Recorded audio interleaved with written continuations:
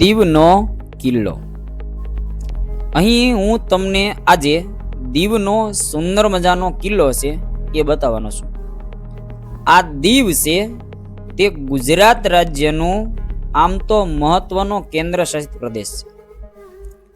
ખાસ કરીને વાત કરીએ તો આ કિલ્લો છે એની ફરતે મોટી વિશાળ ઊંચી એ દિવાલો છે એ બનાવેલી છે.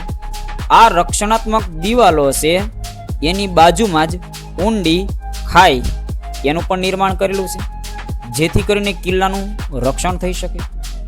અહીંથી આપણે કિલ્લાની અંદર પ્રવેશ કરીએ અને કિલ્લાની કેટલીક બાબતો અહીંયા જોવાનો પ્રયત્ન કરીએ. આમ તો આ કિલ્લો છે તે 1535ની અંદર ગુજરાતના સુલતાન બહાદુર શાહ અને પોર્ટુગીઝોની સંધિ પછી બનાવવામાં આવ્યો હતો. જ્યારે મુગલ બાદશાહ હુમાયુએ આ પ્રદેશ પર આક્રમણ કર્યું તે સમયે 1547 સુધી એને વધારે મજબૂત બનાવવામાં આવ્યું. જો કે 1537 થી માંડીને ડિસેમ્બર 1961 સુધી ભારત સરકાર એણે દીવ પાછું મેળવવા માટે પ્રયત્ન કર્યો. ત્યાં સુધી આ પ્રદેશ છે એ પોર્ટુગીઝો છે એના કબજામાં હતો.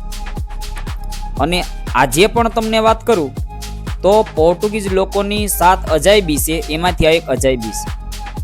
તમે જોઈ શકો છો કે તેમના રક્ષણ માટે ફરતે કેટલી વિશાળ તોપ એ ગોઠવવામાં આવેલી છે અને એનાથી તેમનું આ રક્ષણ કરવામાં આવતું હતું.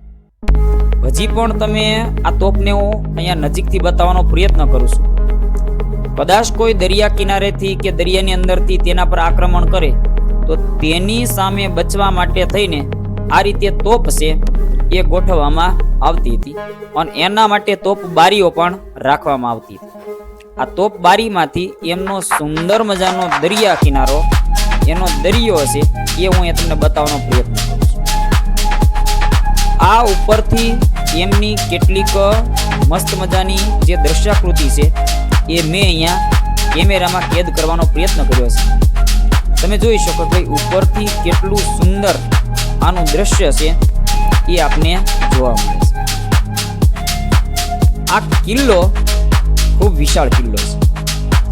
અહીં કિલ્લાની અંદર પણ ઘણી બધી ઇમારતો છે એ આવેલી છે.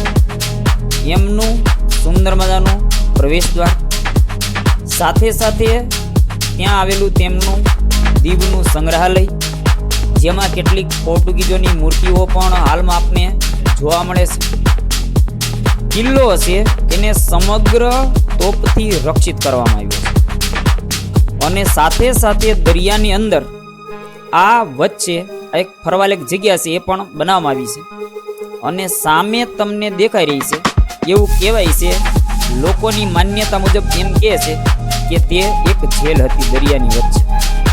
તો એ પણ હું તમને અહીંયા બતાવવાનો પ્રયત્ન કરું છું ઝૂમ કરીને કે બરાબર દરિયાની વચ્ચે પણ અહીંયા આવું સ્થાપત્ય છે એ બનાવવામાં આવેલું છે. આ સિવાય દીવની અંદર બીજા ઘણા બધા પણ ફરવાલાયક સ્થળો છે જેમાં નાગવા બીચથી માંડીને ગંગેશ્વર, અહીંયા કિલ્લાની બાજુમાં આવેલું જ તેમનું એક ચર્ચ એ પણ પ્રસિદ્ધ છે. તો આ કિલ્લો છે એ ખરેખર જોવાલાયક કિલ્લો છે.